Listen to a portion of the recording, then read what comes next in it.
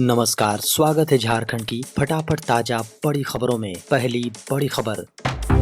झारखंड मुक्ति मोर्चा ने राष्ट्रपति से हस्तक्षेप की अपील।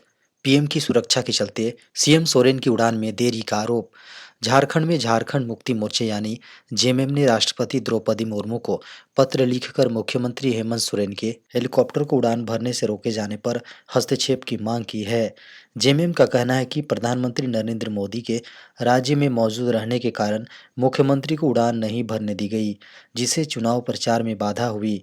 पार्टी ने आग्रह किया है कि चुनाव प्रचार में सभी दलों के स्टार प्रचारकों को समान अवसर दिए जाएं। खबर है कि जेएमएम के अनुसार चुनाव आयोग ने प्रधानमंत्री की सुरक्षा के लिए उनके आसपास 50 किलोमीटर के दायरे में नो फ्लाई जोन घोषित किया था, जिसमें 15 मिनट की अवधि के लिए उड़ानों पर प्रतिबंध लगाने का नियम था। हालांकि पार्टी का आरोप है कि मुख्यमंत्री हेमंत सोरेन को लगभग 150 किलोमीटर की दूरी पर 1.5 घंटे से ज़्यादा समय तक उड़ान भरने से रोका गया। कथित अवैध पत्थर खनन घोटाले को लेकर सीबीआई ने 3 राज्यों के 16 ठिकानों पर की छापेमारी। झारखंड के कथित नींबू पहाड़ अवैध पत्थर खनन घोटाले से जुड़े मामले में केंद्रीय अन्वेषण ब्यूरो यानी सीबीआई ने 3 राज्यों के 16 ठिकानों पर छापेमारी की है। खबर है कि इन 3 राज्यों में चुनावी राज्य झारखंड भी शामिल है। बता दें कि झारखंड की 81 सदस्यीय विधानसभा के लिए 13 और 20 नवंबर को 2 चरणों में मतदान होंगे। इस चुनाव में झारखंड मुक्ति मोर्चा और विपक्षी इंडिया गठबंधन का भारतीय जनता पार्टी और उसके नेतृत्व वाले राष्ट्रीय जनतांत्रिक गठबंधन के घटकों से मुकाबला है। गुरुवार को बंद रहेंगे सभी बैंक, आरबीआई ने दी जानकारी। गुरुवार को देश के कई राज्यों में छठ पूजा के कारण बैंक बंद रहेंगे। छठ पूजा के मौके पर गुरुवार को देश के कई राज्यों में बैंक बंद रहेंगे। छठ पूजा उत्तर भारत, खासकर बिहार, झारखंड और पूर्वांचल के लोगों का महत्वपूर्ण त्योहार है, जिसमें सूर्य देवता की पूजा की जाती है। इस दिन को लेकर बिहार, झारखंड, दिल्ली और पश्चिम बंगाल जैसे राज्यों में बैंक हॉलीडे की घोषणा की है, ताकि लोग अपने परिवार के साथ पूजा में शामिल हो सकें। बैंक बंद रहने के बावजूद डिजिटल बैंकिंग सर्विस जैसे इंटरनेट बैंकिंग, मोबाइल बैंकिंग और एटीएम चालू रहेंगी, जिससे लोग आसानी से फाइनेंशियल ट्रांजैक्शन कर सकते हैं। बता दें कि देश में सभी बैंक गुरुवार को बंद रहेंगे। 7 नवंबर को सभी पब्लिक और प्राइवेट सेक्टर बैंक बंद रहेंगे। छठ पूजा के मौके पर बैंक कई राज्यों में गुरुवार को बंद रहने वाले हैं। ऐसे में ग्राहकों को बैंक छुट्टी को ध्यान में रखकर अपना काम निपटाना होगा।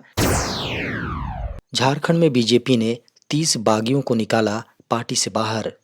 बीजेपी यानी भारतीय जनता पार्टी ने झारखंड विधानसभा चुनाव में पार्टी की ओर से तय उम्मीदवारों के खिलाफ नामांकन करने वाले 30 बागी नेताओं को बाहर का रास्ता दिखा दिया है।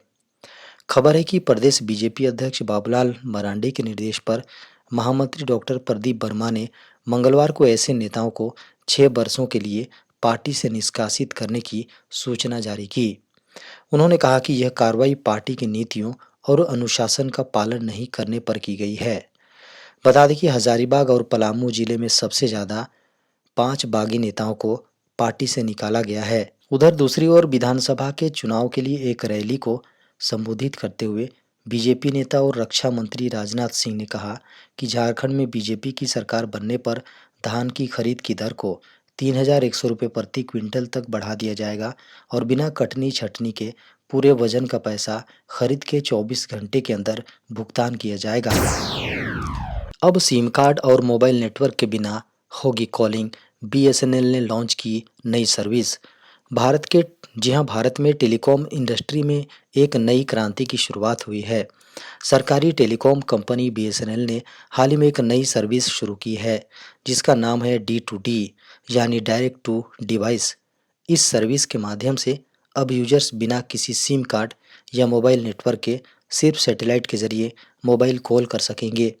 यह एक बड़ी तकनीकी उपलब्धि है जो टेलीकॉम इंडस्ट्री में हलचल मचा सकती है। खासकर जियो और एयरटेल जैसे बड़े ऑपरेटरों के लिए बीएसएनएल की D2D सर्विस एक नई और उन्नत तकनीक है जो सैटेलाइट के माध्यम से फ़ोन कॉलिंग को संभव बनाती है। इस सेवा के तहत अब आपको किसी सिम कार्ड की ज़रूरत नहीं पड़ेगी और न ही नेटवर्क टावर से कनेक्ट होने की ज़रूरत होगी। इसका मतलब यह है कि तकनीक किसी भी जगह जहां मोबाइल नेटवर्क नहीं पहुंच सकता है, वहां भी काम करेगी।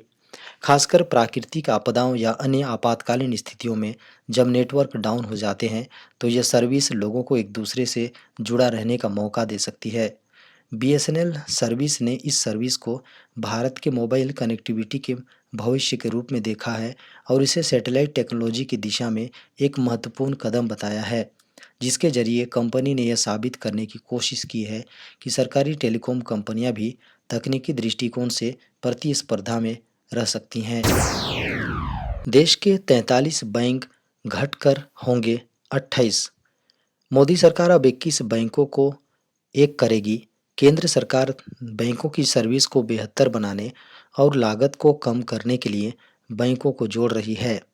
अब सरकार बैंकिंग सर्विस को बेहतर बनाने और कॉस्ट कम करने के लिए रीजनल रूरल बैंक आरआरबी का चौथा विलय शुरू कर चुकी है।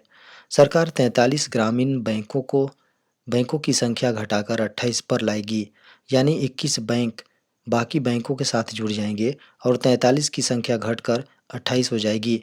ऐसा होने पर जो बैंक एक होंगे, उन बैंकों के ग्राहकों के अकाउंट दूसरे बैंक में शिफ्ट हो जाएंगे। वित्त मंत्रालय ने कहा कि 15 आरआरबी का विलय किया जाएगा। इस योजना में एक राज्य एक आरआरबी का सिद्धांत अपनाया गया है, जिससे सर्विस बेहतर और किफ़ायती हो सकेगी। जिन राज्यों में आरआरबी का विलय होगा, उनमें आंध्र प्रदेश, उत्तर प्रदेश और पश्चिम बंगाल और बिहार, गुजरात, जम्मू कश्मीर, कर्नाटक, मध्य प्रदेश, महाराष्ट्र, ओडिशा और राजस्थान शामिल हैं।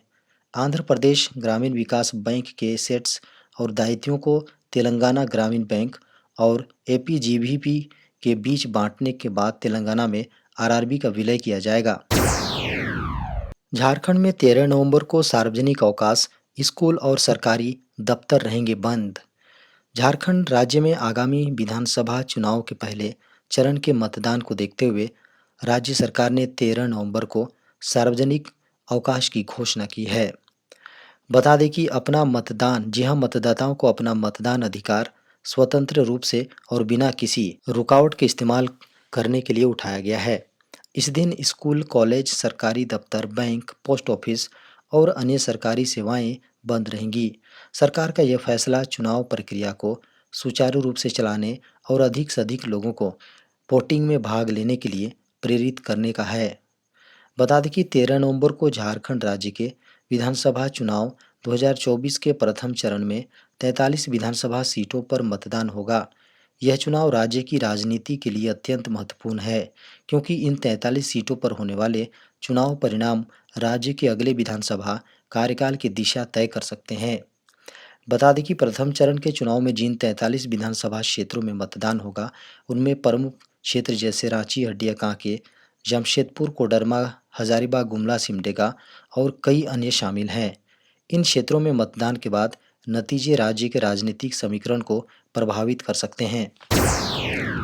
25 नवंबर से होगा संसद का शीतकालीन सत्र, 20 दिसंबर तक चलेगा। पास किया जा सकता है one nation one election bill. 18वीं लोकसभा का शीतकालीन सत्र 25 नवंबर से शुरू हो रहा है। यह सत्र 20 दिसंबर तक चलेगा। संसदीय कार्य मंत्री किरेन रिजिजू ने मंगलवार को इसकी जानकारी दी। खबर है कि संसद के शीतकालीन सत्र के दौरान वन नेशन वन इलेक्शन और वक्फ विधेयक समेत कई बिल पेश होने की संभावना है। मोदी कैबिनेट ने इन दोनों के प्रस्तावों को मंजूरी दे दी है। इसके साथ ही जम्मू कश्मीर को पूर्ण राज्य का दर्जा देने का प्रस्ताव भी पास किया जा सकता है। राज्य में हाल ही में 10 साल बाद विधानसभा के चुनाव हुए। इन दोनों बिल पर विपक्ष ने तीखा रुख अख्तियार किया था, लिहाजा संसद के शीतकालीन सत्र के हंगामेदार होने की उम्मीद है। वहीं संविधान की 75वीं सालगिरह यानी 26 नवंबर को संसद भवन के सेंट्रल हॉल में संसद का संयुक्त सत्र आयोजित किया जा सकता है। 18वीं लोकसभा का पहला मानसून सत्र 22 जुलाई से 9 अगस्त तक चला था। तब 12 बिल पेश किए गए थे। इनमें से 4 बिल वित्त विधेयक 2024, विनियोग विधेयक 2024, जम्मू और कश्मीर विनियोग विधेयक 2024 और भारतीय वायुयान विधेयक पास हुए थे। देश में लोकसभा के साथ विधानसभा चुनाव वन नेशन वन इलेक्शन करवाने के प्रस्ताव को मोदी कैबिनेट ने सितंबर में मंजूरी दी थी। केंद्रीय मंत्री अश्विनी वैष्णव ने कहा था कि पहले फेज में विधानसभा और लोकसभा चुनाव साथ में होंगे। इसके बाद 100 दिन के भीतर दूसरे फेज में निकाय चुनाव साथ कराए जाएं। 17 सितंबर को गृह मंत्री अमित शाह ने कहा था कि सरकार इसी कार्यकाल में वन नेशन वन इलेक्शन लागू करेगी। आरबीआई ने 2000 रुपए के नोट को लेकर दिया बड़ा अपडेट, किया ये ऐलान। भारतीय रिजर्व बैंक ने कहा कि 2000 रुपए के 98.04% बैंक नोट बैंकिंग सिस्टम में वापस आ गए हैं और केवल 6970 करोड़ रुपए के ऐसे नोट जनता के पास हैं। बता दें कि आरबीआई ने 19 मई 2023 को 2000 रुपए के बैंक नोट को प्रचलन से वापस लेने की घोषणा की थी। वहीं अब आरबीआई ने कहा कि 19 मई 2023 को कारोबार बंद होने पर कुल 3.56 लाख करोड़ रुपए मूल्य के 2000 रुपए के बैंक नोट प्रचलन में थे। प्रचलन में शामिल नोटों का मूल्य 31 अक्टूबर 2024 को कारोबार बंद होने पर 6970 करोड़ रुपए रह गया था।